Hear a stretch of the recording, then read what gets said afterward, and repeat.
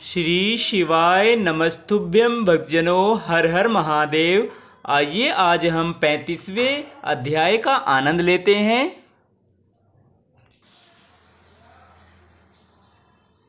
35वां अध्याय। ब्रह्मा जी ने कहा, हे नारद, इंद्र की इस बात को कामदेव ने स्वीकार कर लिया। तदुपरांत वह शिवजी पर विजय प्राप्त करने के हेतु इंद्र से विदा लेकर अपनी पत्नी के साथ चल दिया। जिस समय वह चला उस समय अनेक प्रकार के अपशकुन होने लगे। होने की वशीभूत होकर उसने उन अपशकुनों पर कोई विचार नहीं किया। उसने वसंत आदि अपनी संपूर्ण सेना को एकत्र किया और अत्यंत अहंकार में भरकर शिवजी पर विजय प्राप्त करने के लिए हिमाचल पर्वत की ओर प्रस्थान किया। मार्ग में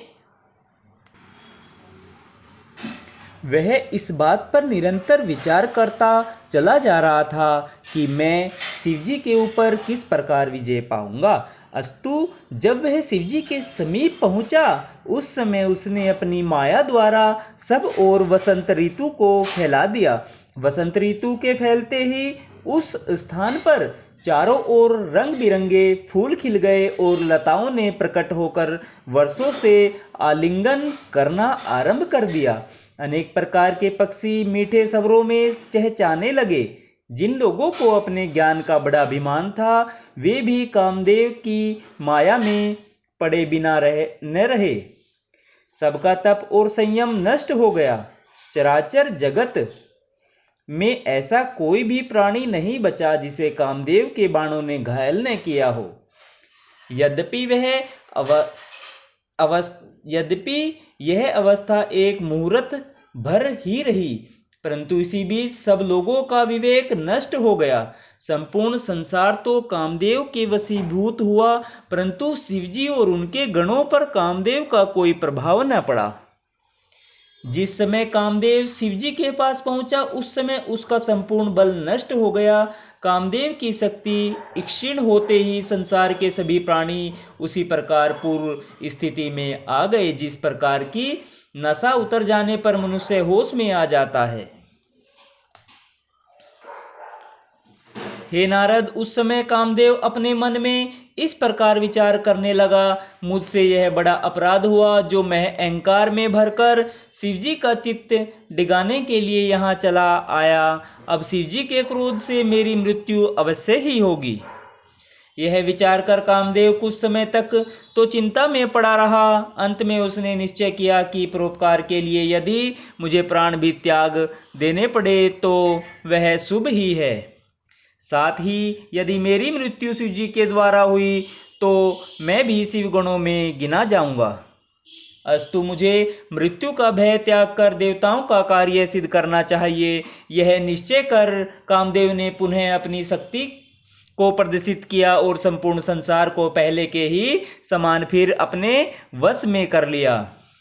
शिवजी ने यह दशा देखकर अपने मन को दृढ़ता पूर्वक वश में कर लिया और हठ योग साध कर बैठ गए। यह देखकर कामदेव अपने धनुष पर बाण चढ़ा शिवजी की बाईं ओर जा खड़ा हुआ। उस समय तपोभूमि में शिवजी के अतिरिक्त ऐसा और कोई नहीं था जिसे उसने मोहित न कर लिया हो। वह छिपकर समय की प्रतीक्षा करने लगा। अस्तु, जिस समय शिवजी अपना ध्यान छोड़कर आसन पर बैठे और गिरजा पूजन की सामग्री लेकर उनके पास आई, उसी समय कामदेव ने उचित अवसर जानकर अपने बाण को कानों तक खींचकर शिवजी के हृदय पर छोड़ दिया। उसके लगते ही शिवजी के मन में प्रीति का अंकुर उत्पन्न हो गया। उस समय शिवजी भी कामदेव के वशीभूत हो मुस्कुराते हुए गिरजा के सुंदर रंगों की प्रशंसा करने लगे और यह इच्छा प्रकट करने लगे कि गिरजा का हाथ पकड़कर अपने पास खींच लिया जाए। उस समय गिरजा नारी सुलभ लज्जा के कारण संकुचित हो कुछ पीछे की ओर हट गई। हे नारद, यह दशा देखकर शिवजी ने अपने मन में विचार किया कि यह क्या कारण है जो हम स्त्री के द्वारा चले गए हैं। ऐसा कौन सा प्रतापी है जिसने हमें ऐसा आचरण करने के लिए विवश कर दिया। यह विचार कर ज्यों ही उन्होंने चारों ओर दृष्टि घुमाई, त्यों ही उन्हें अपनी बाईं ओर एक वृक्ष की आड़ में छिपा हुआ कामदेव दिखाई दे गया। उस समय शिव जी के भयानक रूप को देखकर तीनों लोग कांपने लगे और यह प्रतीत होने लगा मानो अब प्रलय होने ही वाला है। अस्तु शिव जी ने कामदेव पर क्रोधित हुए जैसे ही अपने तीसरे नेत्र को खोला, वैसे ही कामदेव जलकर भस्म हो गया।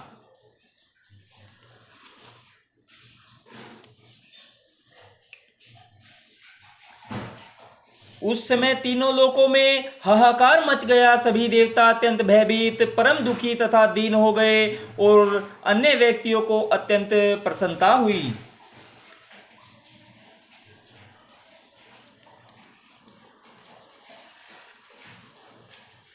इतनी कथा सुनकर नारद जी ने ब्रह्मा जी से कहा, हे पिता, यह चरित्र सुनकर मुझे अत्यंत आश्चर्य होता है। शिव जी पर ब्रह्मा, निष्पाप, माया रहित योगी, तीनों लोकों के स्वामी तथा देवताओं के पूज्य है। उनका नाम कामजित तथा मृत्युजित प्रसिद्ध है। जिन उनकी कृपा प्राप्त करके उनके भक्त कामदेव को अपने वश में किए रहते हैं, ऐसे भगवान सदाशिव को कामदेव ने अपना लक्ष्य क्यों बनाया और सुगमता पूर्वक उनके ऊपर विजय कैसे प्राप्त कर ली। यह सुनकर ब्रह्मा जी ने उत्तर दिया, हे नारद, मैं तुम्हें यह वृत्तांत सुना चुका हूँ कि पहले मैंने संध्या नामक एक कन्या को उत्पन्न किया था। तदुपरांत मैंने मनमत अर्थात कामदेव को जन्म दिया। फिर मैंने कामदेव को यह वरदान भी दिया कि तुम तीनों लोकों के स्वामी बनकर सब लोगों को अपने वश में रखोगे, यहाँ तक कि मैं विष्णु तथा शिव भी तुम्हारे वशीभूत हो जाएंगे। मुझसे यह वरदान पाकर उसने सर्वप्रथम मेरे ही ऊपर अपना बाण छोड़ा और मुझसे कुकर्म कराना चाहा। तब मैंने उसे यह शाप दिया कि तुम शिवजी के तीसरे नेत्र की ज्वाला में पड़कर भस्म हो जाओगे। इसी शाप के कारण कामदेव ने पहले तो शिवजी को अपने वश में कर लिया, तदुपरांत वह शिवजी के तीसरे नेत्र की ज्वाला में पड़कर भस्म हो गया। जिस समय शिवजी ने कामदेव को भस्म कर दिया, उस समय कुछ लोगों को दुख हुआ और कुछ लोग सुखी हुए। गिरिजा को भी अत्यंत आश्चर्य हुआ। उस समय उनके शरीर से बहुत पसीना छूटा और वे अपने सौंदर्य का अहंकार त्याग कर मूर्छित हो गई। उनका कमल के समान मुख प्रभातकालीन चंद्रमा के समान तेजहीन हो गया। जब सखियों ने उनकी इस अवस्था को देखा तो वे गिरिजा का हाथ पकड़कर उनका उपचार करने लगी। तदुपरांत चेतना प्राप्त होने पर गिरिजा अत्यंत लज्जित हो अपने घर लौट आई। हे नारद, इस घटना के उपरांत शिवजी भी हिमाचल पर्वत को छोड़कर अपने कैलाश पर्वत पर चले गए। शिवजी के चले जाने पर गिरिजा की यह दशा हुई कि वे हर समय शिवजी के चरित्रों का ध्यान करती हुई उन्हीं के स्मरण में संलग्न हो गई।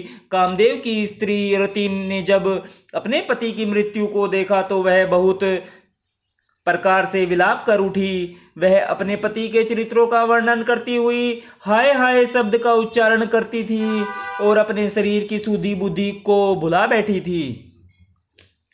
जब उसे कुछ चेतना प्राप्त हुई तब वह अपने पति के शव को संबोधित करती हुई इस प्रकार कहने लगी, हे स्वामी, मैंने आपको पहले भी बहुत समझाया था कि शिवजी के साथ